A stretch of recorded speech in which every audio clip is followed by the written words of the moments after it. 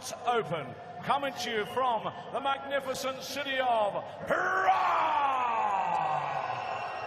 And now, ladies and gentlemen, it's time to meet the players. It's time to meet the King, Merlin King. Behold the King of Kings. Bow down to the King. Bow down to the King. Bow down to the King. Bow down to the King. Bow down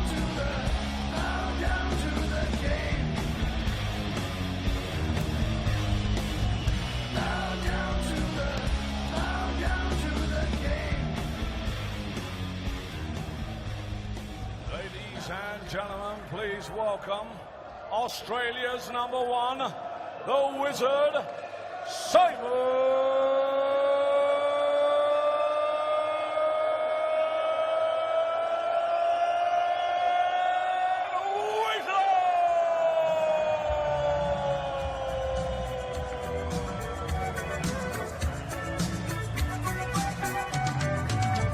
You come from a land down under,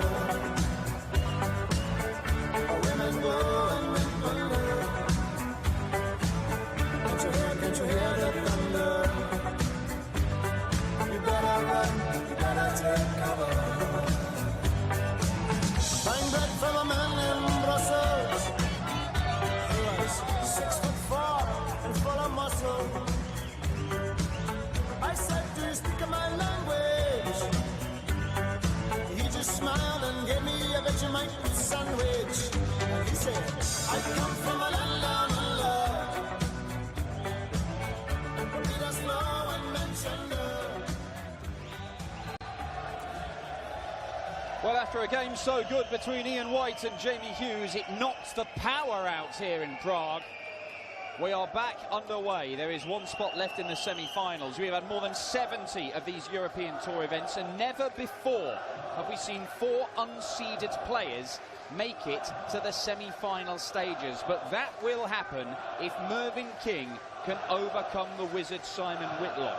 We do know for sure that we're going to have somebody who has won a European Tour event going through to the semis, because the other 3 guys in the last 4 have not.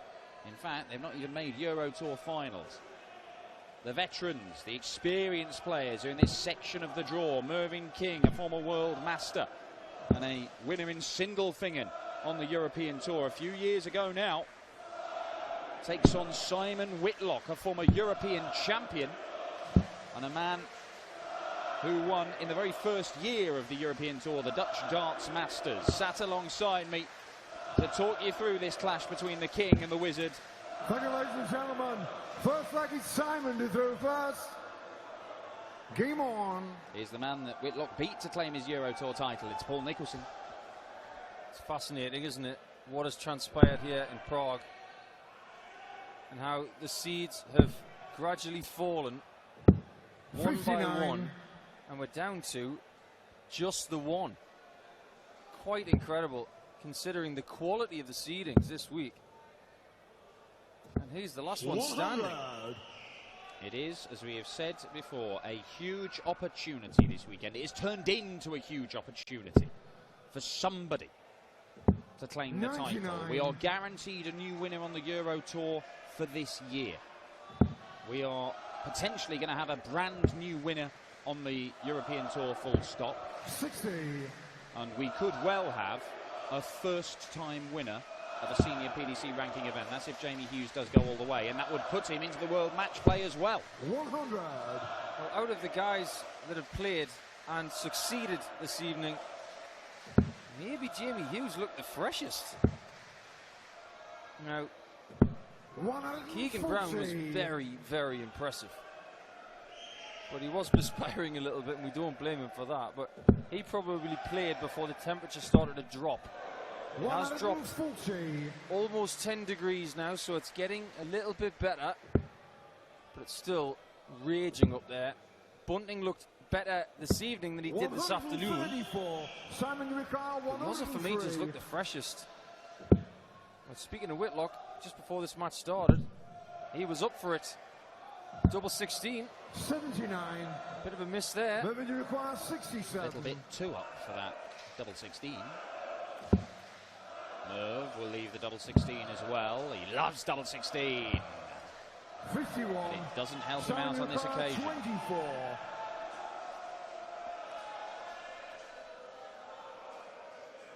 Two 12s then. He has been rather good on his doubles as Simon this week. Well, Game on. rather good is an understatement. Because coming into this, he's been hitting more than half, closer to 60% of his doubles. 100. If Whitlock continues to finish in this manner, then no, he could easily go and win this title. It would be his 83. first Euro Tour for nearly 7 years. It would be his first title of any sort for a couple of years. 57. But he was threatening at the back end of last year. We saw him make the final in Riesa. We saw him have a run. Oh, look at this. Well, Simon Whitlock has already avenged that final loss to Gessie this afternoon. So can he take it even further? Yeah, Copenhagen, the other one, of course, when he was beaten by Mensur Suljovic. I think if it was up to the decibels of the crowd as to who's going to win this title, I think it would have to go to Simon. You know what? It's perhaps a testament to Whitlock. It was always been one of the most popular players in the early years of the European Tour. He would always have immense support 80. wherever he went, the Moving German to fans in final particular. 164. But even though he perhaps hasn't been right at the top of his game over the last few years, we've come to Prague for the first time, and the Czech fans 40. absolutely adore him. He has that legacy. He's still a big name, a face. Well, you can't really mistake him for anybody else, that's Well, for sure. that is true. I've been with him in airports. He has to have a 58. lounge pass because he can't walk Moving to require the aisles without being 124. mobbed.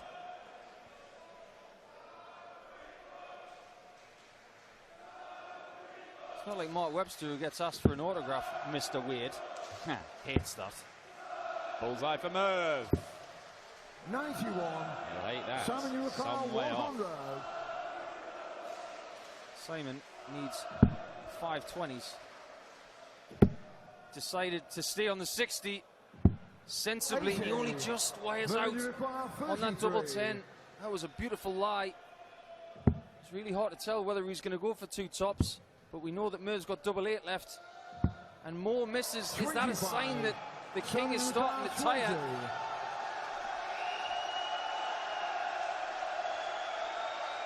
Well, if that doesn't get your juices flowing, nothing will. And you've got all these people behind you. Big deflection.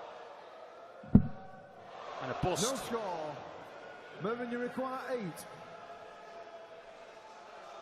The king, huge chance to get on the board here.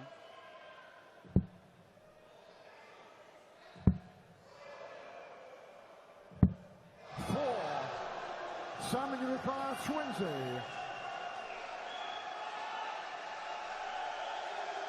Take two, Simon. Got plenty of practice at 10s. That's as close as you can get without bouncing out of the wire. 10. This is just one of those Moving, you require legs. 4. You get them now and again where someone is going to, in Aussie speak, someone's going to jag it. 2. Well, Merv didn't even look like he was convinced he could hit that. He just stood there and flicked it in, hopefully. But Whitlock, surely somebody has to win this leg. No score. Moving, you require 2. Pub leg stuff. Better to do this at the start of the match as opposed to when it's 5-5, something like that. Just confirming what he's got left. No score.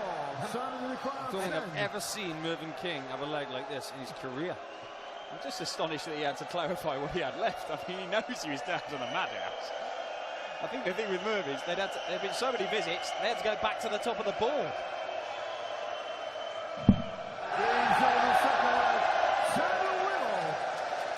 You may not hear a loud celebration for a 25-darter Game on. all year. I've seen people more than once today and yesterday and on Friday ping 2 legs in that amount of darts. And it would be typical to get to 180 after all of that.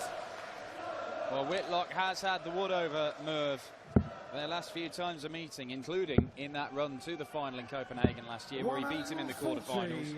But that was a 4th consecutive win for Whitlock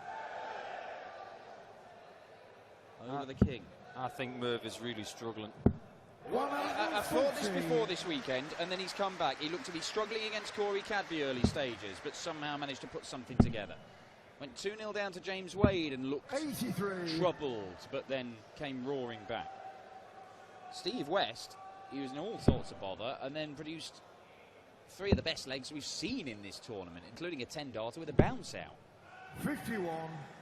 Well, just to give you an idea of what some of the players have been doing, Keegan Brown, in the break between sessions, I caught him with a towel around his neck that was filled with ice cubes.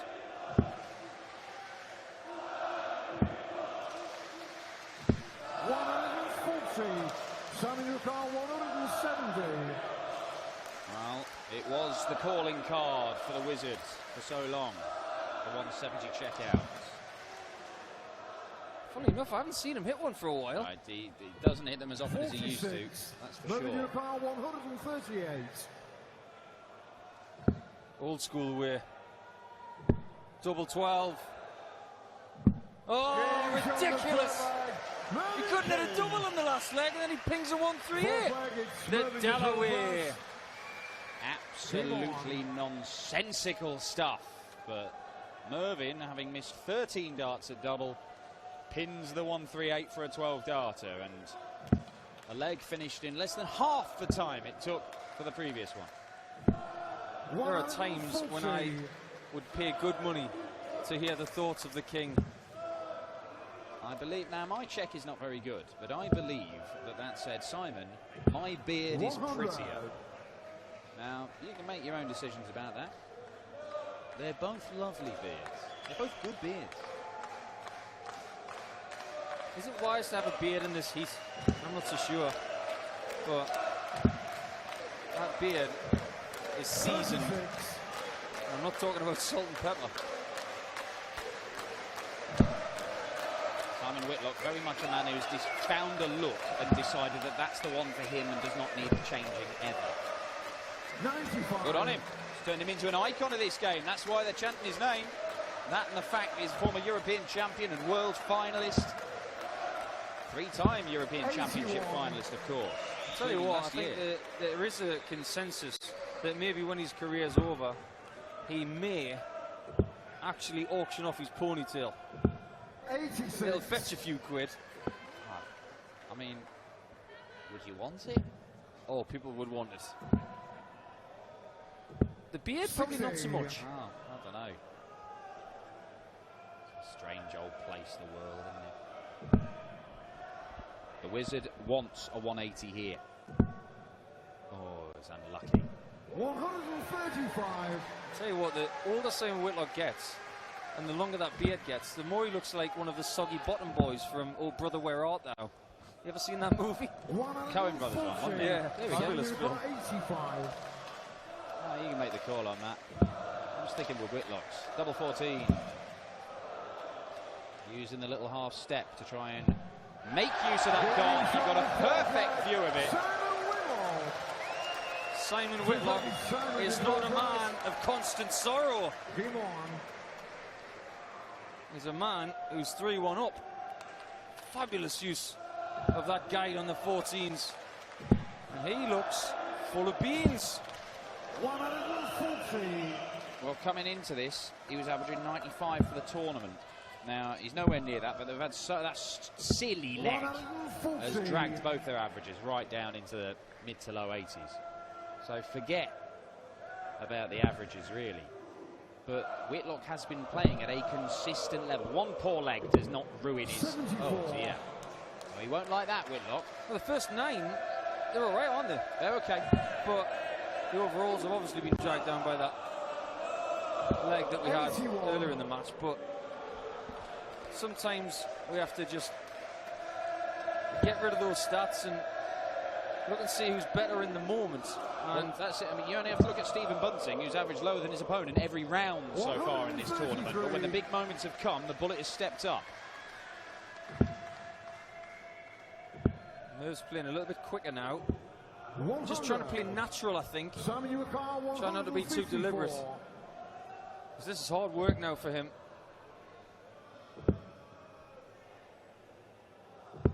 46. It's hard work for both of them. This is what you call darting graft.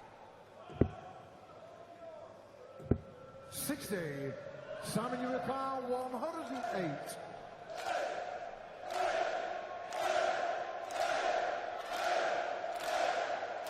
Do you think he's going to take this out? He's not. And if Mervyn is going to get back in this match, I think this 120 might have to be hit. He's not going to be hit. 80. It's tops to leave, tops.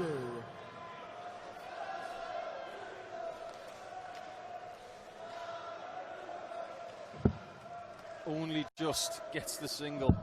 It is just good enough. That single 20 was very close to the 60. It is nearly 3 years since Merv beat Simon Whitlock, and in the intervening 3 years there have been some heavy defeats. A 6-0, a 6-1, a 6-2. As things stand, the Wizard is threatening to do something similar again.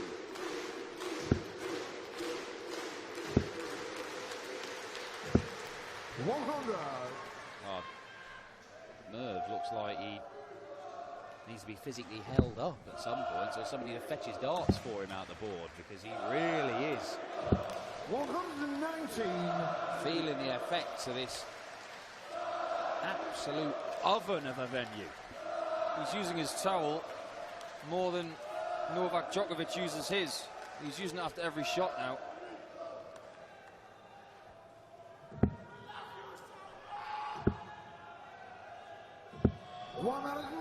Well, if you're going to keep using the towel, and that's the result, I'd say don't change. That deficit, to me, looks like a chasm right now. Mervyn has eaten into Simon Whitlock in this leg.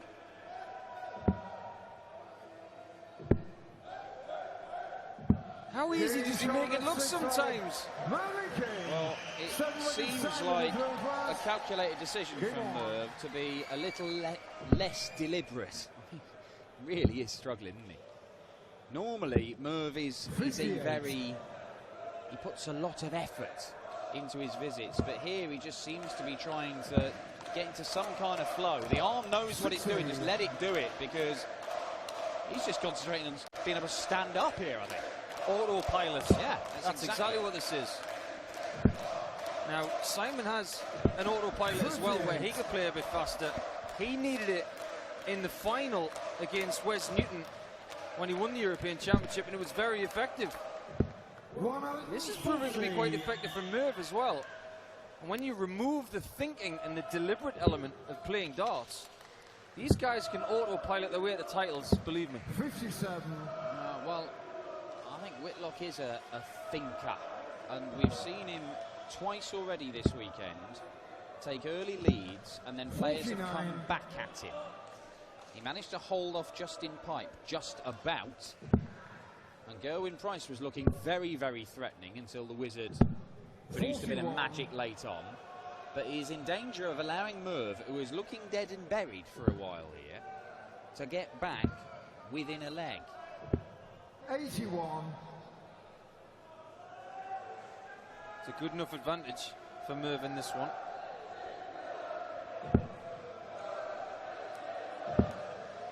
Simon needs another 60 to get to a finish, and he gets one. That advantage is gone. 51. Perfect. Simon Whitlock 167. If Simon Whitlock can find this, I reckon there'll be nothing that Merv can do to beat him.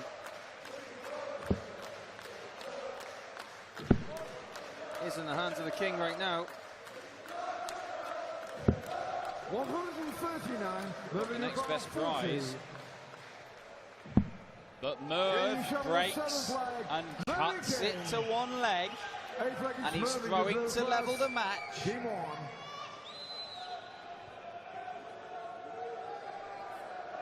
I really want to know what's going through his mind right now, because he's played very well in the last couple of legs.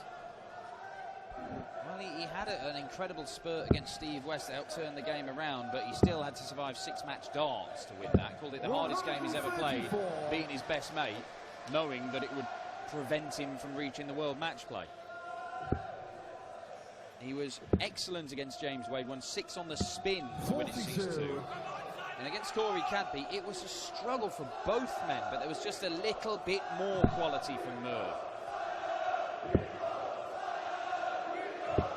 Two halves of the hall, chanting Simon and Whitlock at each other. They're not shy about expressing who they want to win it. I love coming to new countries and finding new chants. Chanting against each other and almost being on the same team. A bit different from Ali Pali, isn't it, with the tables and the stands, who seem to have genuine animosity between them. It's the British class system. Not more communal affair here in Prague. 56. But it is not something that Simon Whitlock is particularly enjoying right now, because he has gone from being completely in charge of this game at 4-1 up to 56. I mean, barely able to keep pace with Merv. The first 9 average has dropped, what, nearly 10 points, is it? Well, Mervyn has made a mistake that he wouldn't usually make. He's been punished for it. He's been punished in the worst possible way as well. Mervyn stayed on the 18s, and he shouldn't have. He should have gone back to the 20s. And Whitlock can make him pay. He needs the 2 snowmen. That's the problem with autopilot, isn't it? If you're not thinking things through, you can make silly mistakes. Will there be a mistake here from the Wizards? Bullseye he wants. 63. Revenue bar 32. Sometimes this game has been purgatory. But Merv needs double 8. It's 4 each. And when you're suffering like Merv is, he's still battling away. You just know it's going to be 11 legs. You just know it. Well, you wouldn't bet against it right now. We're going to have at least 10. 78.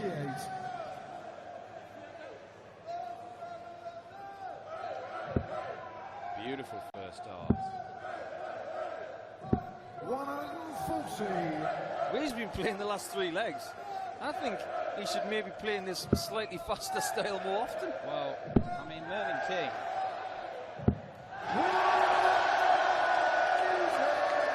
If he were to turn this around and win it, he'd guarantee himself $6.5 grand. But right now, I think all he wants is about 7 litres of water and a tank of oxygen.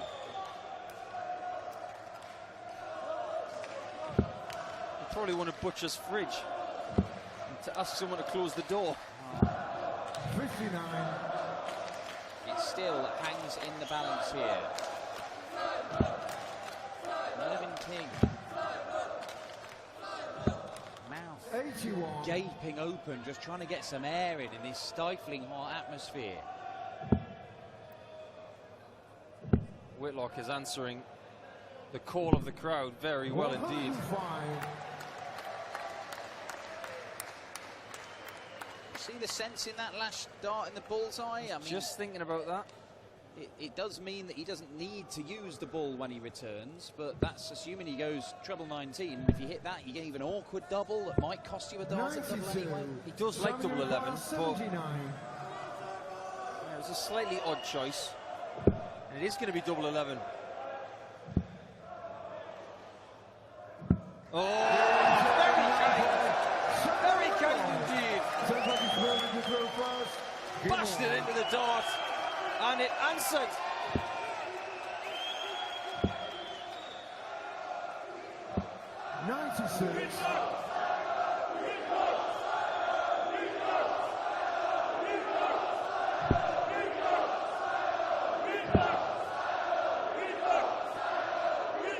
I'm not sure that Simon Whitlock has been anywhere in the world and had this kind of support.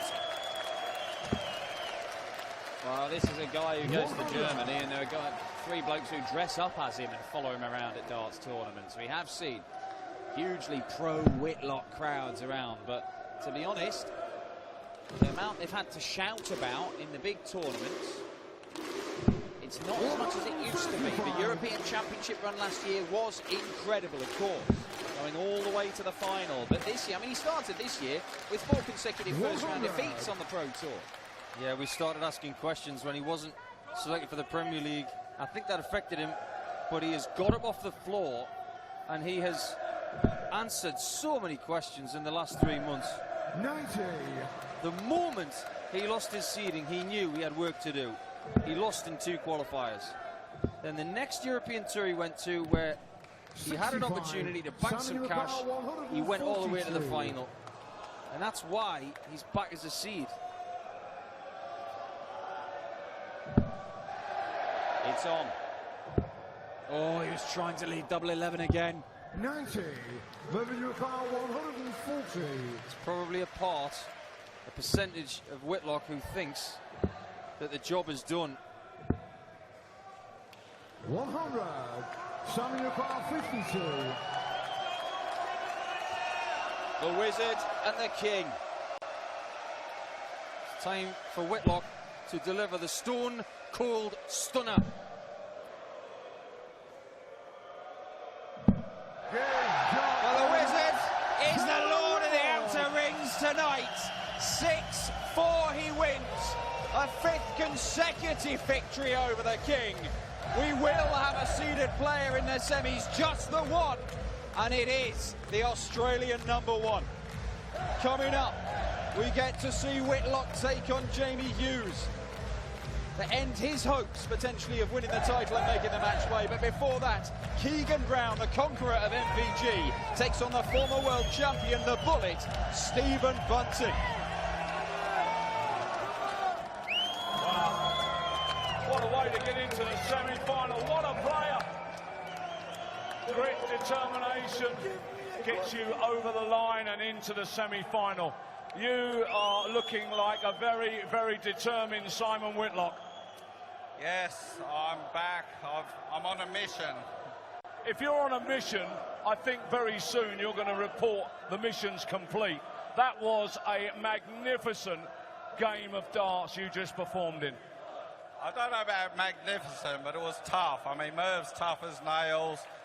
It's under extreme conditions in this heat. But you know what? I've prepared for this recently, and yeah, I'm ready. So you're ready for the semi-final stages. And what would this title mean to you? Not just because it's the first Czech Darts Open, but to Simon Whitlock, who has re-established himself as one of the top 10 players in the world. What would this title mean to you? It would mean the world to me. You know, it's a lot of things in the years to come. You know, it all helps with ranking points and stuff like that. Grand Slam appearance, you know, it's a lot riding on this. There's a lot riding on it, and we wish you well. You are in the semi-finals of the Czech Darts Open. The Wizard, Simon Whitlock!